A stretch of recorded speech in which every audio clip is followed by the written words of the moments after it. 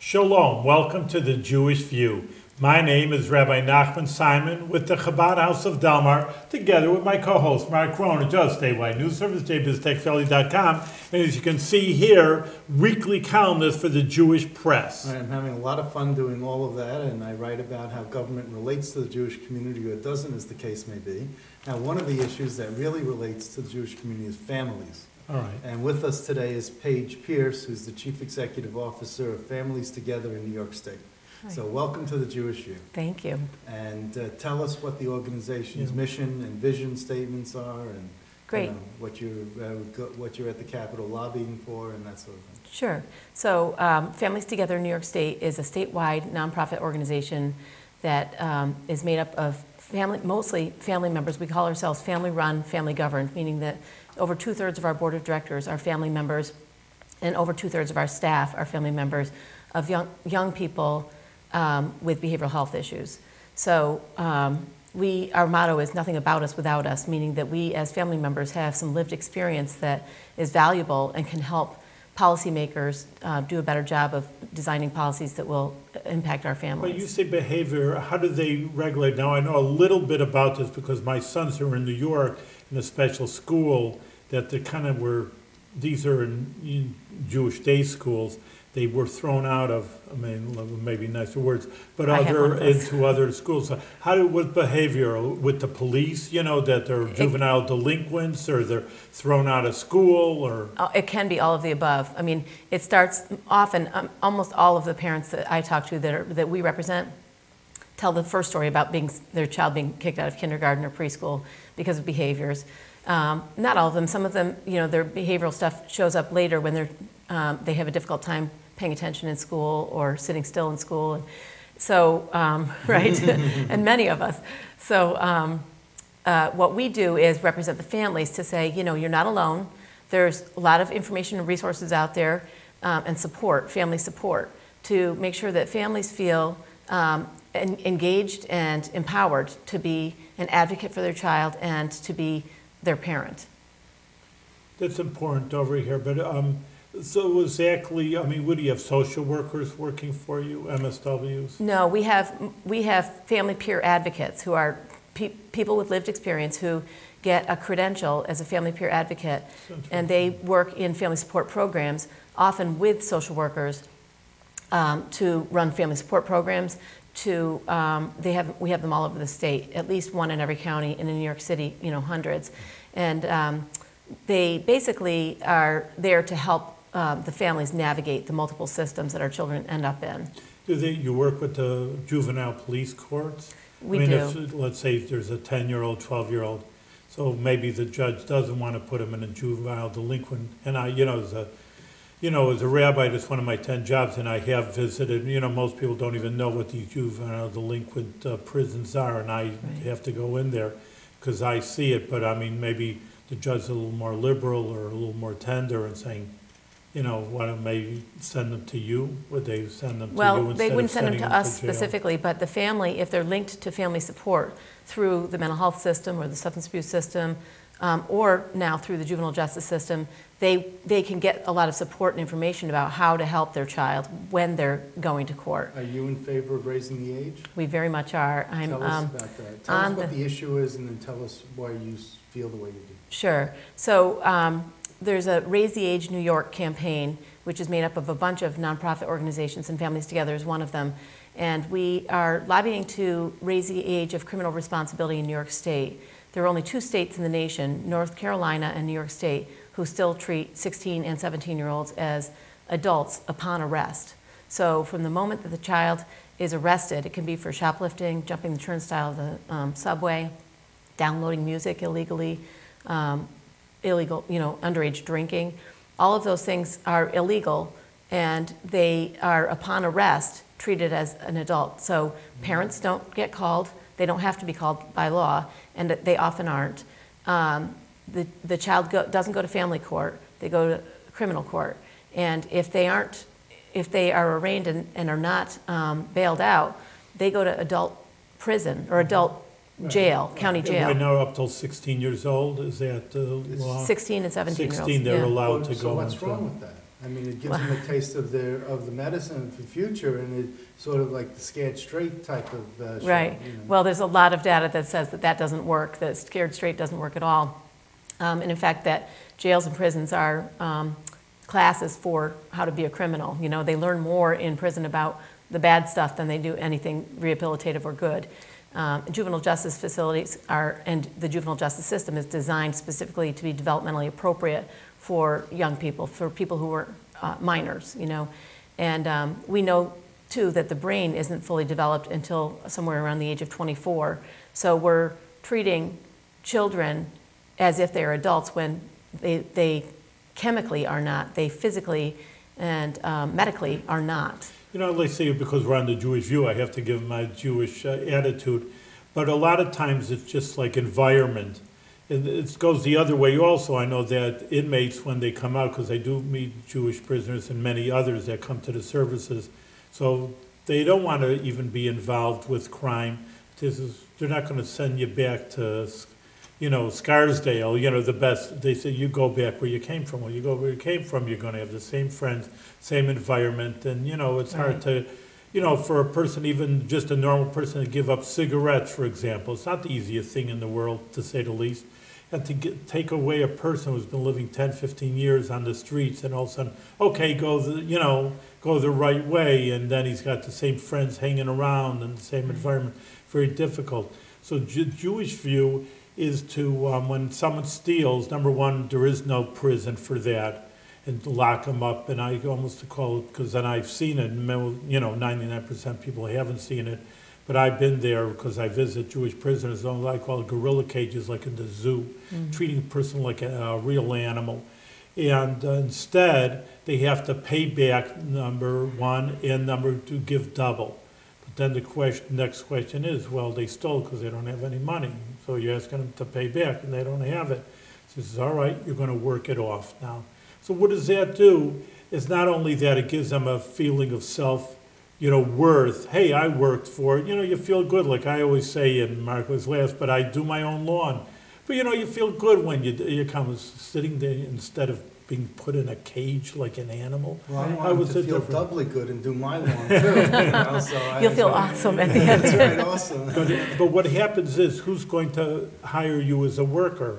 A normal people. And getting you away from that environment where you're hanging out, you know, go into a place where there are normal people, they're not criminals, they have, just giving a guy a chance and saying, hey, you work it off, and then you feel good about yourself. Hey, I can do this, and now I can, you know, like you say, mowing the lawn. Hey, man, I can go into the lawn business. Hey, I'm good at this, or pruning. Well, in the state, they have prisoners mopping or using the floor shine and shampoos in the LOB, in the well, and all that, you know. You'll see them where it's roped off, and you know that those are prisoners because they have on guys. the other side. Yeah. Yeah. Well, you know, and what we call that, what you were describing, is restorative justice. Essentially, you know, providing the opportunity for a young person who has made a mistake to restore the justice the injustice that they had created. So it's a really good philosophy, and we end up with people who are not going to have a difficult time getting a job when they get out because they didn't go in. So if 16 and 17-year-olds are treated as the juveniles that they are, we end up with not having a criminal record, so they can get federal student loans, they can get housing, and they can get jobs that will be closed off to you if you have, you know, a conviction on your record and you're So considered that's an what you adult. want for the 16 and 17-year-olds? You want restorative justice? That's one of the things that could be more effective than putting them in jail and, you know. So are you a fan of the stopgap measure that's being instituted with this Hudson Correctional Facility and putting 16 and 17-year-olds in a segregated prison? We see it as just that, a stopgap. You know, it's something that can be done for those current 16 and 17-year-olds who are in adult prisons. We want them out of there as soon as possible and in a more age-appropriate environment. But they're only amongst themselves, so they're not learning from the older That's right. Criminals. That's right. And there are services that would be normally available to them in the juvenile justice system, like mental health and substance abuse, education. Those are the kinds of things that 16 and 17-year-olds should have access to. And the governor, by doing that executive order, made it so that for the current 16 and 17-year-olds, until we raise the age, those kids will at least not be in an adult state prison. So what's holding this up? Is it the Senate, is the Assembly, is it other, what's holding it? It's basically the attitude that you sort of alluded to about, why would we want to do this when they're, maybe they won't learn their lesson, our streets won't be as safe. And in fact, there's no studies that say that any of that is true. And in fact, the opposite, the studies say that if you treat 16 and 17-year-olds as children, the recidivism rate will go down and the level of crime will go down because they have access to student loans and to housing and to jobs. So the MacArthur Foundation did a study they compared New Jersey 16 and 17-year-olds to New York 16 and 17-year-olds, same crime, same age, and followed the trajectory. And the New Jersey kids kept their nose clean afterwards, and at a larger rate. And the New York kids who came out with, from Rikers Island with almost no hope, and repeat offenders. Right. Yes, and higher level crimes too. Mm-hmm. So we're creating, adult criminals by not treating our children like children. Are they really gateway crimes? I know, right? I know right. We hear about gateway drugs, but yeah. But of course, even people have to know about economics. And I mean, maybe this is a good argument because they say it's around $60,000 a year to keep right. a person in the criminal. So even if you spend $5,000-$10,000 at vocational school to teach a person a trade, first of all, they rob somebody, and that person, a victim is a victim. Who no one wants to be robbed? So you're very much hurting the innocent person out in the street. And just talk about dollars and cents, that the state is better off having a person go to work and paying taxes. Instead of, right. The state paying $60,000 a year to give them some room and board. Mm-hmm. So where is this bill held up?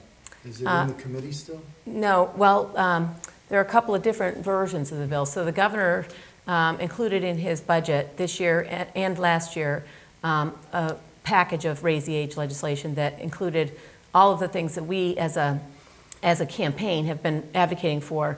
The governor 3 years ago, or 2.5 years ago, appointed a commission and it was a very broad-based commission that included law enforcement and advocates and judges and lawyers. What was that called? The commission? You were on the commission, right? No, I was not. You were not. But it was the Commission on Youth Justice and I can't remember, public safety, I think it was. So they did a whole report and made strong recommendations to the governor, and he incorporated all of those recommendations into his budget bills in 2015. And then again in 2016. In the Assembly, there's a bill that Assemblyman Joe Lentil has been introducing that is even a broader based raise the age piece of legislation that would make it so all 16 and 17-year-olds, regardless of crime, would go through the family court. The governor's bill exempts violent crime, which is a lot more palatable to some of the folks who are more inclined to be opposed altogether. So in the Senate, we have a variety of different opinions.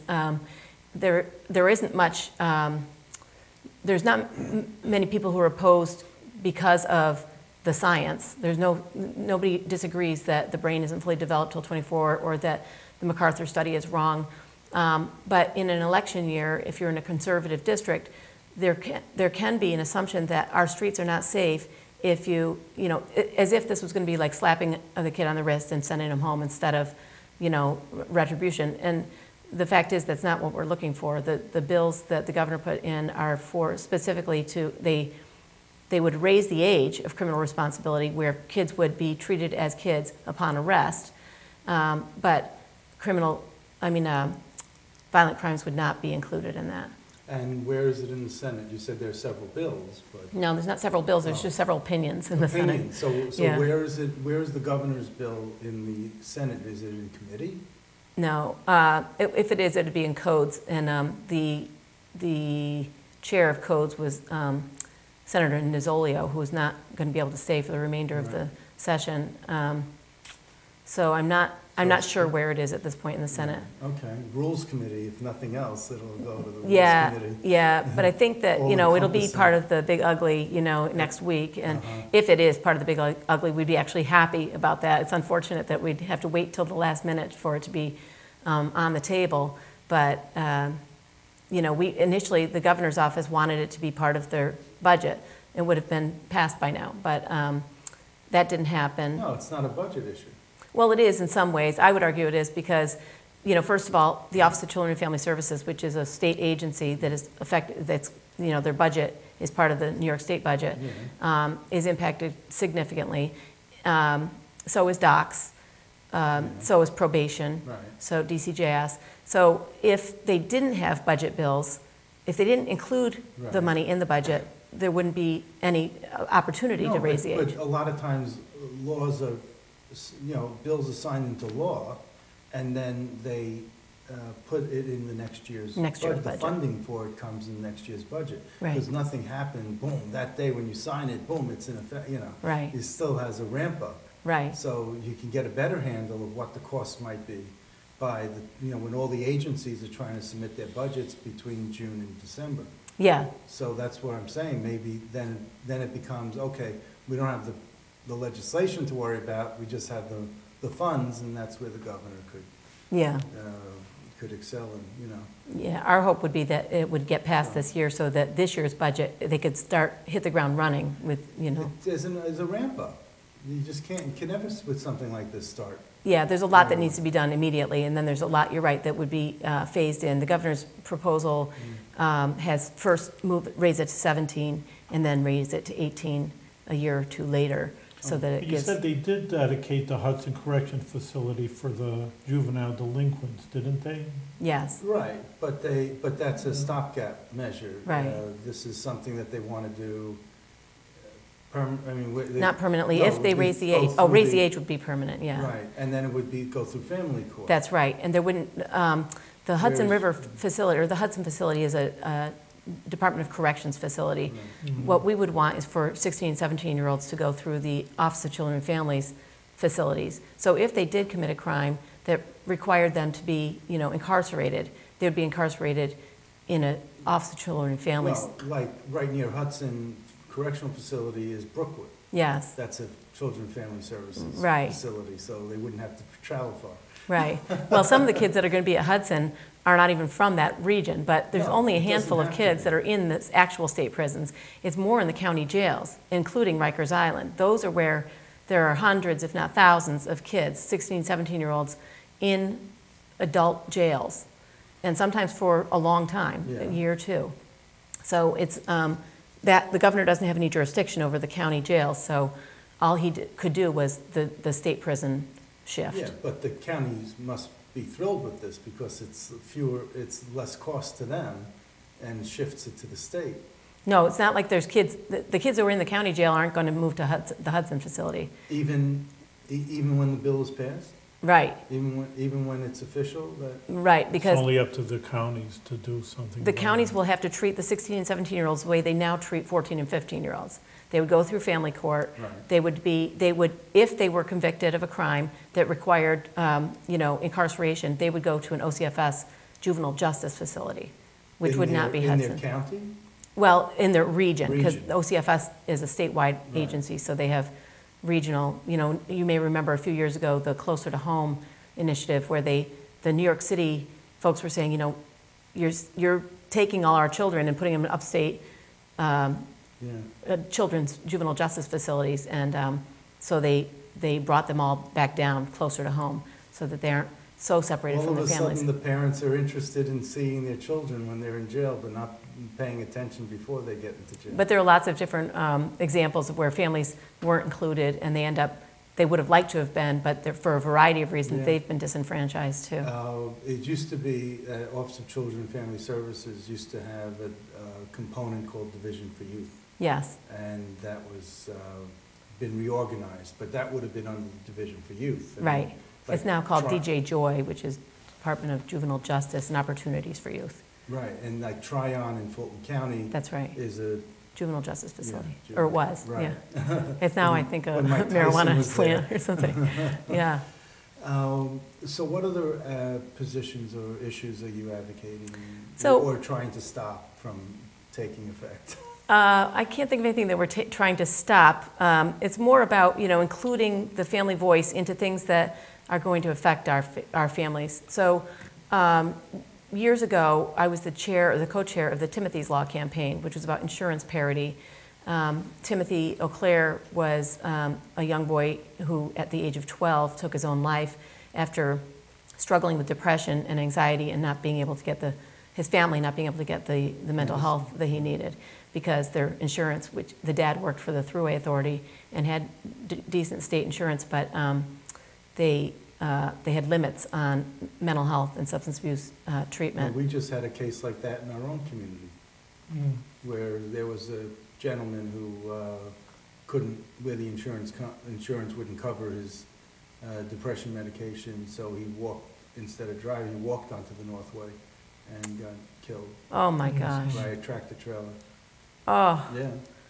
That's exactly, and there are now, the Timothy's Law has passed, so New York is not supposed to be, insurance companies are not supposed to be limiting mental health services for, it has to be equal to. So if you have health insurance, if you offer health insurance, you have to offer mental health insurance at this coverage at the same rate. So if you have a copay for a visit to your pediatrician, it should be the same to the psychiatrist. Well, this guy was 25? 26 years old, so I'm not sure how that fits in. It wasn't just for children. Okay. Timothy's Law was for everybody, for all human beings. One of the things that we talk about a lot in Jewish law, and so many people say, is the heroin addiction. Yeah. Where that, you say in Yiddish, you make mashugi, people are crazy over here. Is that on your radar? It sure is, yeah, because again, our families are families who have, their child has been struggling with behavioral health issue. Often it is substance abuse, and the heroin epidemic is just truly an epidemic that, families are wringing their hands, not knowing where to go and how to access the kinds of services that their child needs. And it's overwhelming even to the system. The provider system isn't even equipped to handle the number of young people, and not just young people, but people who are becoming addicted first to prescription painkillers, opiates, and then turning to heroin because it's cheaper and more accessible. And when I first met you, you were on a panel with the Albany Law School. Yeah. What was the topic that you were? It was Raise the Age. It was Raise the Age. And there were people on the panel who didn't support Raise the Age. No, they were giving sort of the details of the legislation that was out there, but everybody was for raising the age. There were a couple of questions from the audience asking about, some of the details.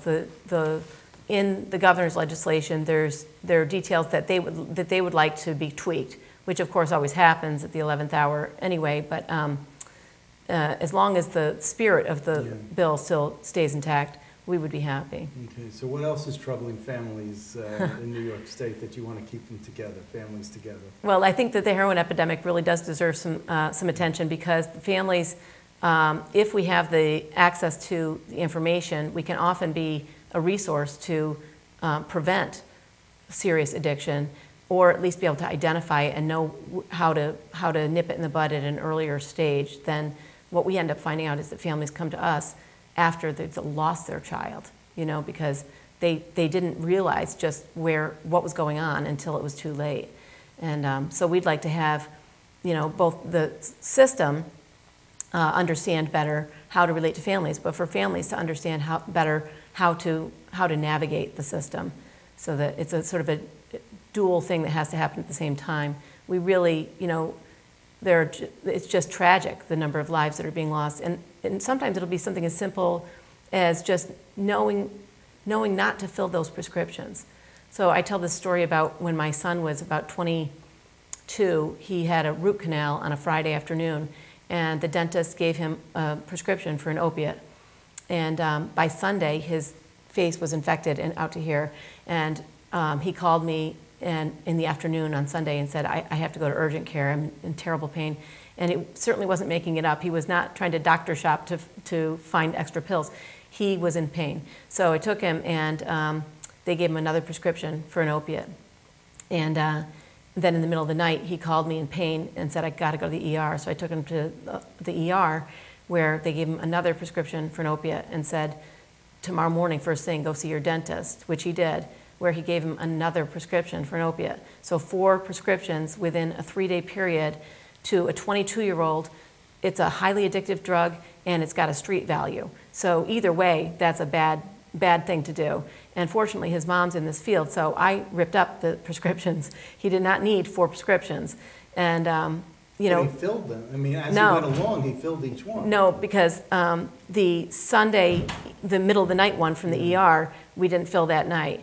And the Monday one, I ripped up as soon as he was at the dentist with it. So that's a big problem, that now they're getting, you know, and they're blaming doctors, they're blaming pharmacists, they're blaming, you know, everyone. I went to a seminar recently with law enforcement officials, and the U.S. attorney for the Northern District was Yeah. there. And it was just one of those things that, you know, you just shake your head at, you know, because Yeah. it was this one woman who told the story about how, you know, when she had her wisdom teeth out, they told her, go home, take some aspirin, and, you know, you'll be fine in a few days. Just keep taking aspirin. Right. When her son had his wisdom teeth out, they gave him these opiates, and she said, no, you're gonna take aspirin like I did and suffer like I did. You Yeah. know, you're not gonna have this because we don't wanna even have the chance of you being addicted. Right. You know, It is highly Are addictive. doctors prescribing these opiates because they're now available where they weren't available 20 years ago or 10 Yes. years ago? So it's like, a new part of their toolbox. That's exactly what it is. And in fact, they're rated on their, you know, they consider pain management to be the 6th vital sign. So if you take the blood pressure and you take the temperature and all of these things, and if one of them is, you know, what's your level of pain on a scale of 1 to 10, if you don't ask that, you're not being a good doctor, right? That's the impression. I get it, yeah. And so pain management is considered, you know, an important part of their role. You know, the information about the level of addiction that can happen from these opiates needs to be out there a lot more than it is, both with doctors and with the general public that's filling those prescriptions. It really is. It's so addictive that one bottle, after you finish that one bottle, you will definitely have some withdrawal effects after that, and so you're addicted to some extent. How many pills for your son did they put in? Did they prescribe 30 for? per. 30. Yeah. Wow. Yeah. So that would have been a lot of, you know, either street bill. A lot of leftover. Yeah.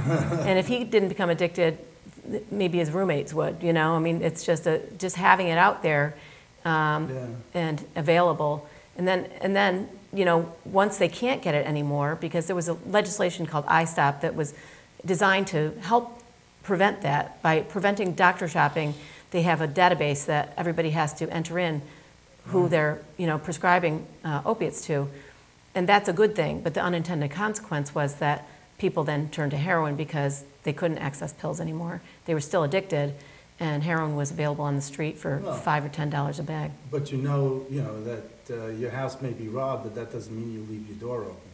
You make it more difficult for the burglar. Right, and that's that was the intention of the iStop, was to make it more difficult. But it didn't make it difficult because the heroin is so much more accessible anyway, and so I think we need to understand addiction as not being a burglar or a crime or a criminal, but rather it is a crime. It's well, I mean, it's not illegal to be addicted. Mm-hmm. You know, it's illegal to take illegal drugs. But if you're addicted to a painkiller that your doctor prescribes, you aren't breaking a law, but you have a medical issue that needs to be attended to. So are you happy that, or cautiously happy, that happy is not the right word, but that there's going to be more money put in for treatment? Yes. As opposed to incarceration. Yeah, absolutely. Yeah. I mean, that's what's needed. Treatment's the way to go? Treatment is absolutely the way to go. And it took, you know, an epidemic in our suburbs to get the attention, but now we've got it, and they are investing in treatment, which is critical. But beyond that, there's prevention, treatment, and recovery. Those are all important. And the Right. recovery part is, it can't just be, treat them with a Narcan kit at the ER and then send them on their way where they're going to, overdose tomorrow again. Right. There's got to be the treatment piece, and then there's got to be the recovery follow-up. Yeah, there are some law enforcement officials who have no sympathy for these people who get addicted, and if they want to kill themselves, they say, you know what, it's less money for the taxpayers to, Well, but if it's their child, I bet they wouldn't feel that way. you And know, often it is becoming everybody's child. everyone's just, yeah, it crosses all socioeconomic. It sure lines, does. yeah. All Well, right, we're gonna leave listen. it that way, yeah. Paige, you're doing a great job, a great service to the community. Thank you. So keep it up and do it with success, with good health. Thank you. Thanks so much. Continued success.